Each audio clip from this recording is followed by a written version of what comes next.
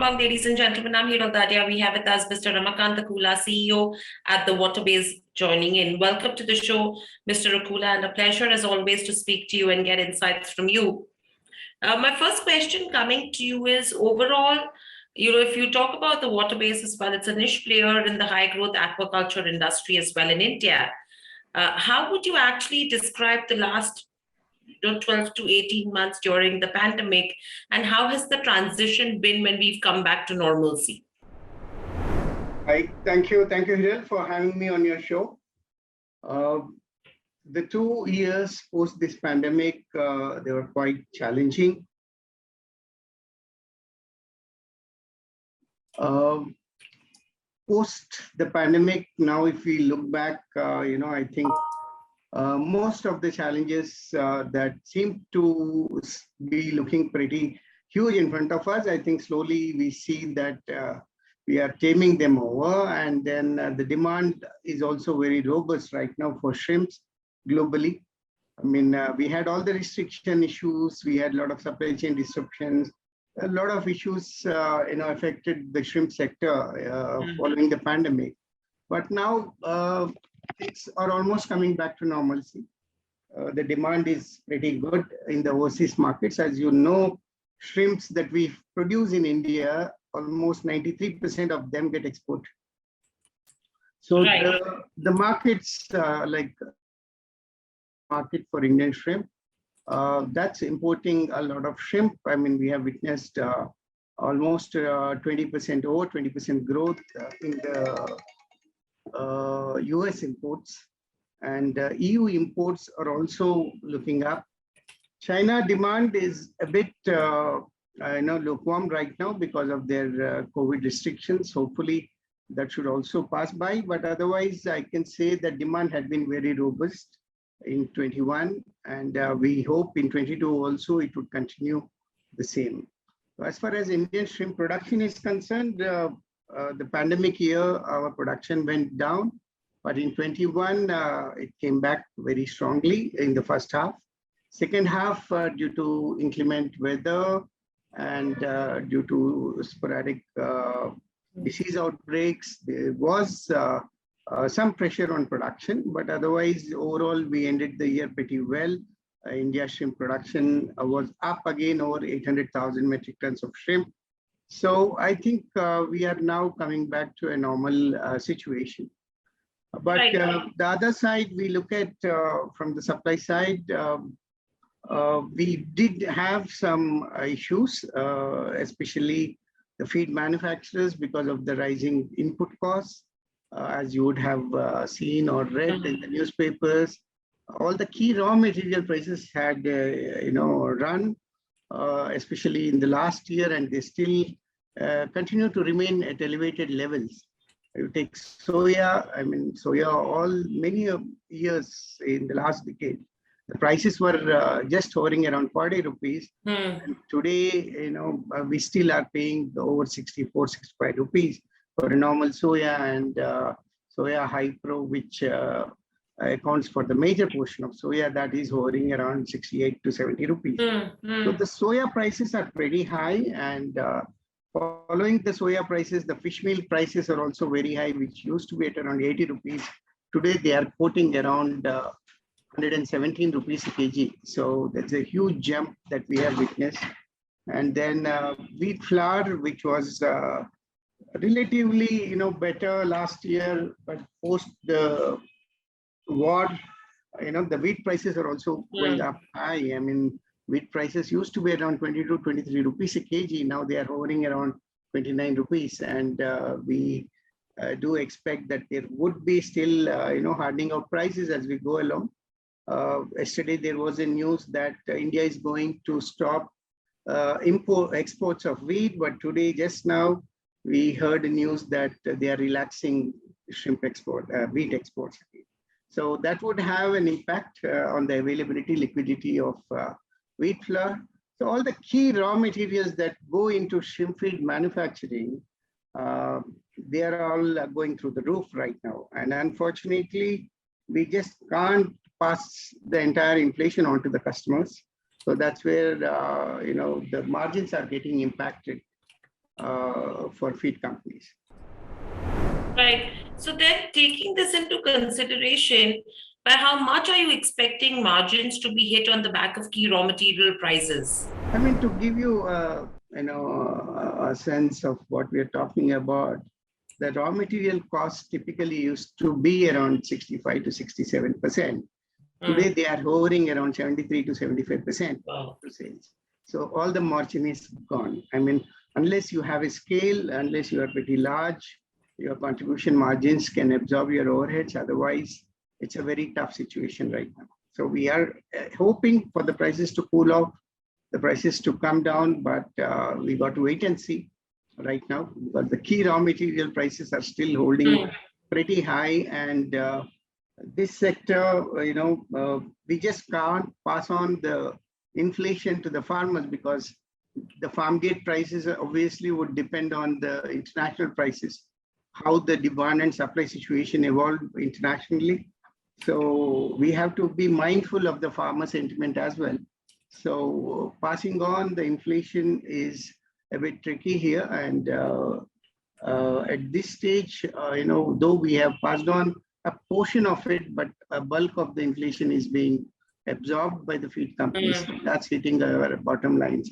So there would be pain still in the short term, I would say, unless the prices cool off. So that would remain a challenge in the short term. Right. And overall, if you see in terms of where the installed manufacturing capacity of shrimp feed goes, where does that stand currently for us? If you look at the sector as a whole, we have over 3 million ton capacity in the sector, right? So there is enough capacity, to be specific, close to about 3.3 million tons per annum. And the current capacity utilization is only about a little over 1 million. So we have almost close to 3x capacity in the sector. So that's again lead to a lot of competitive pressure as well, apart from the issue of not being able to pass on the inflation. Right. And overall, how do you see capacity utilization improving from here on? See, it all boils down to the demand, how it would pan up, because India as a country is very well poised. We have huge expanse of land which can be brought under aquaculture. So currently we are using only about 10% of the area that is available or suitable for aquaculture. So if the demand is rising, and if we expect there's a boom in shrimp exports from shrimp imports from the consuming countries, then India would definitely gear up and scale up its operations. So we do expect, that this demand today, which is expected to grow at around 6 to 7% per annum, if this continues, definitely we would see capacity utilization reaching at least about 50% in the next couple of years. Right. And overall, if you see in terms of where demand goes, what percentage right now are we exporting? I know majority of it is going out, but do you see domestic demand increasing? We still don't have any accurate data on the domestic shrimp consumption. As we say that almost 93% of the shrimps that we farm in India, that gets exported. So we do see now that the domestic demand is increasing, but there is no substantive data available for us to confirm the same. But as I said in the previous meeting also, we still have huge opportunities within India. I mean, but then we have the challenges of, what I call 3 A's: availability, affordability, and awareness. These are the 3 important factors where we need to address to boost domestic consumption. So availability is typically, how do you reach the product from the shrimp farming areas into the hinterlands of the country? The cold chain still is not fully ready, and the logistics also have to be looked at. The costs have to be brought down so that shrimp become affordable to people who otherwise do not have access to good quality seafood.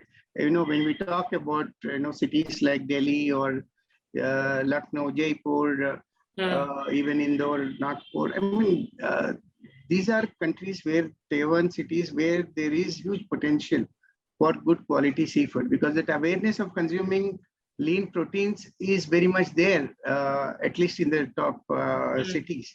But then how do we establish, cold chain properly so that we can move these products to these places at an affordable cost? So then, yes, India has a huge domestic market untapped till now, but it may take a while for us to really address these key challenges that I mentioned: awareness, availability, affordability kind of issues. So then India will take a big chunk of the farmed shrimp from India itself. So we look forward to that. I mean, some positive signs are that people are consuming shrimp when you compare, say, 4 or 5 years back and now, the consumption has definitely gone up. But it could still be much higher, provided these issues are addressed. Right.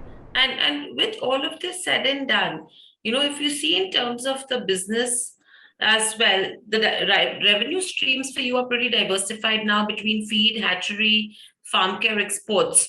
So what percentage of revenues come from each of these, and where are we seeing higher traction? See, we were predominantly a feed company till a few years back, or till a couple of years back. Almost 95 to 96% of our revenues were coming from feed business. Then we have started our farm care products, animal healthcare products division, and the hatchery, and then we are now into processing and export as well. So the plant that we have today for processing and export, this was primarily used for merchant exporters all these years. Now, from last year, we decided that we should get back into exports. So this business will take off in this year. The plant is currently under upgradation and expansion. So probably mostly from July onwards, we will resume our direct exports from the plant. So this particular year, we are looking at least 25% of our revenues coming in from the processing and export business. And hatchery business is quite small because our capacity is very minuscule right now.